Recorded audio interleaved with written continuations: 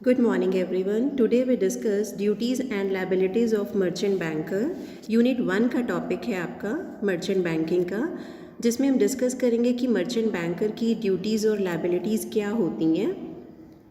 Duties, जिसको हम general obligation of merchant banker भी बोल सकते हैं, कि एक मर्चेंट बैंकर के जर्नल ऑब्लिगेशंस क्या हैं, जिसमें फर्स्ट पॉइंट दिया गया है merchant banker not to associate with any business other than that of securities market, कि जो मर्चेंट बैंकर है वो सिर्फ और सिर्फ सिक्योरिटीज़ मार्केट के बिज़नेस के साथ डील कर सकता है और अदर बिजनेस के साथ डील नहीं कर सकता।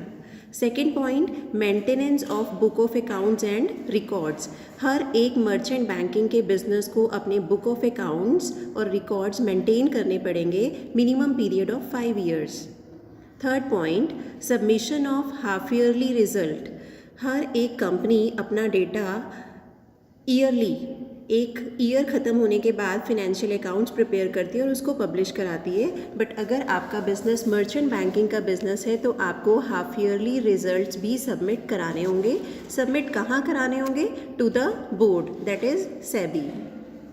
Next, preservation of book of accounts. अभी मैंने आपको बताया कि आपको जो बुक ऑफ अकाउंट्स मेंटेन करके रखने हैं, that is minimum period of 5 years.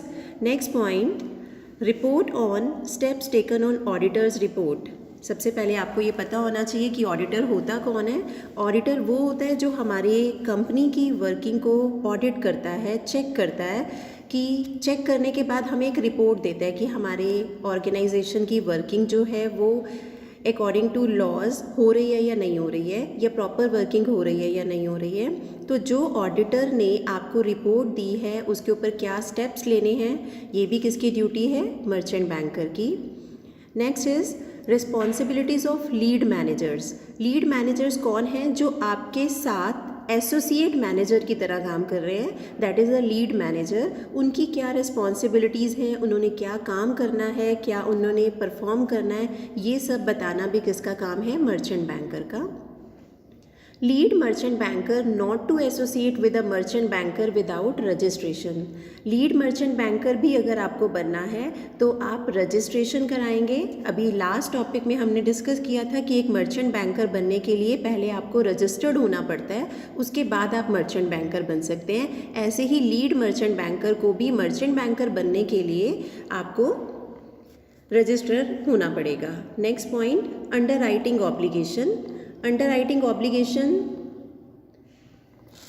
क्या होते हैं? कि अंडर राइटिंग आप इशू ऑफ शेयर्स और डिबेंचर्स का काम कर रहे हैं, जिसमें आपने इंटरमीडिएटर्स इन्वॉल्व किए हैं, अंडर राइटर्स इन्वॉल्व किए हैं। अब उस चीज़ के लिए उनकी कमीशन क्या होगी, किस तरह से उन्होंने काम परफॉर्म करना है, ये सब चीज़ें बताना।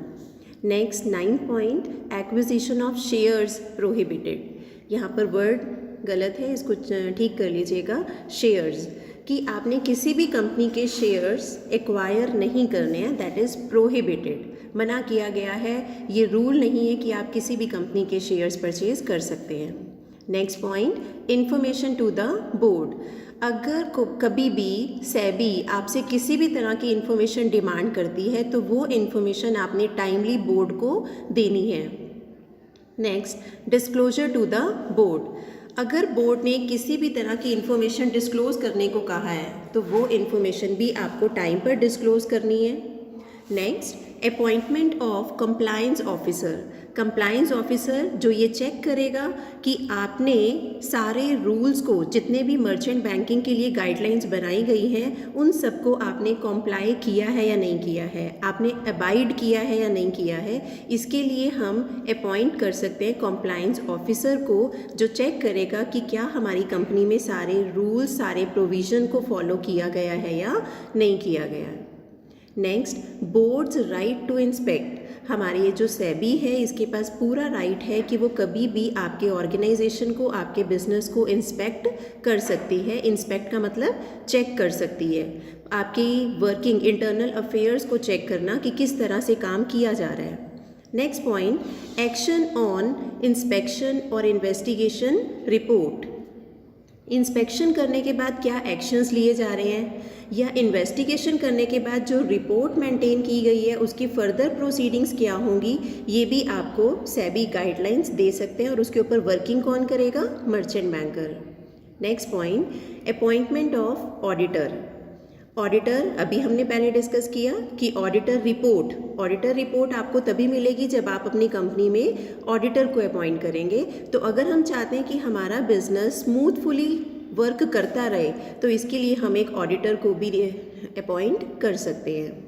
Next point, liability for action in case of default का मतलब कि अगर कोई काम प्रॉपर तरीके से नहीं किया गया है, उसमें कुछ मिसहैपनिंग हो गई है या नोइंगली आपने कुछ गलत काम किया है, तो इसके लिए एक्शन लिया जाएगा जिसके लिए आपको पेनल्टी भी लग सकती है और पनिशमेंट भी दी जा सकती है।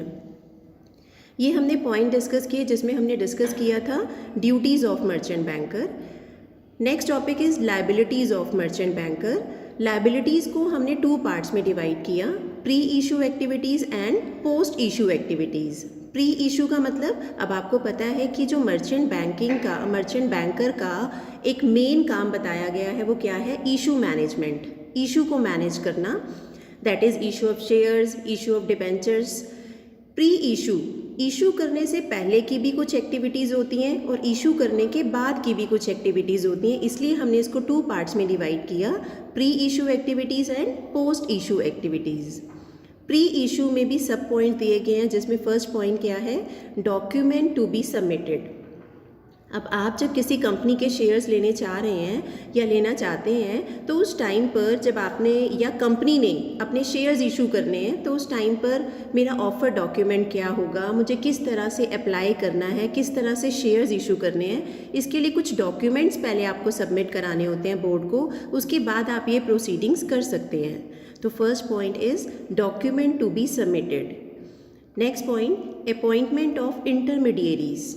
अब एक बिज़नेस जो अपने और भी काम परफॉर्म कर रहे हैं, अब आपको पता है कि जो मर्चेंट बैंकिंग है वो सिर्फ इशू का काम नहीं, कंसल्टेंसी, एडवाइसेस या कॉरपोरेट रीस्ट्रक्चरिंग, बहुत सारी ऐसी एक्टिविटीज़ भी परफॉर्म करता है। तो इसके लिए वो इशू ऑफ सिक्योरिटीज़ के लिए इंटरमीडिएरीज को भी अपॉइंट कर सकता है। Next point, underwriting. वही सेम जो इंटरमीडिएरीज हैं उसमें अंडरराइटर्स भी हो सकते हैं। अब अंडरराइटर्स का क्या प्रोसीडिंग्स होंगी वो हमने डिस्कस करना है। Next, offer document to be made public.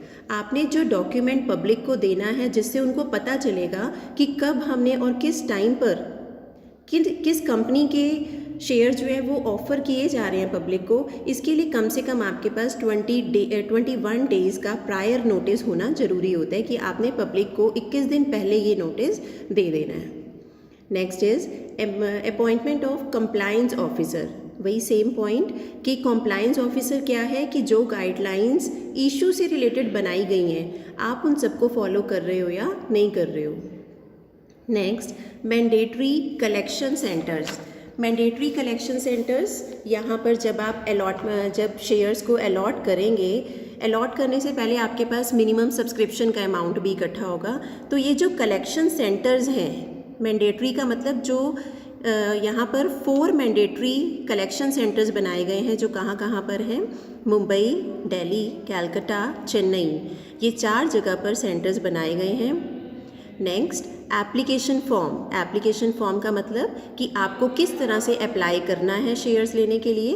Next is minimum subscription amount या मिनिमम एप्लीकेशन अमाउंट। जिस टाइम पर आप किसी कंपनी के शेयर्स लेने के लिए अप्लाई करेंगे तो मिनिमम एप्लीकेशन अमाउंट कितना होना चाहिए, that should not be less than 25% of issue price. Issue price से 25% से कम नहीं होना चाहिए। Next point, listing of securities. Listing of securities के आपने अपनी कंपनी के शेयर्स जो पब्लिक को लिस्ट कराने हैं वो किस तरीके से कराने हैं। कई बार होता है कि आप सिक्योरिटीज़ मार्केट के थ्रू कराते हैं, तो ये सब चीज़ें डिसाइड करनी मर्चेंट बैंकर का काम है कि आपने किस तरह से सिक्योरिटीज़ को लिस्ट कराना है। Next is period of subscription. Listing of securities के बाद आता है कि पीरियड क्या होगा, कितने टाइम में कराना है।